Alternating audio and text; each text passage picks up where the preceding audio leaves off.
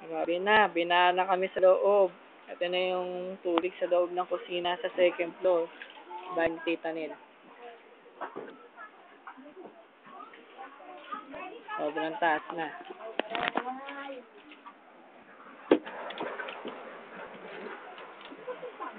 Ewan ba dyan? Ano yung bubong? Ng garahe. Ito sa boyet. Yung mga kapitbahay na matataas. Wala na rin.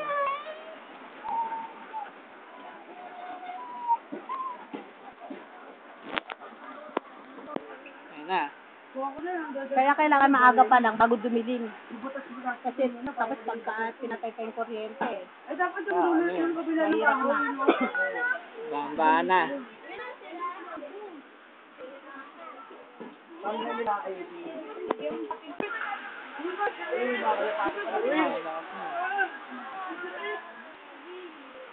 Pinagdanan.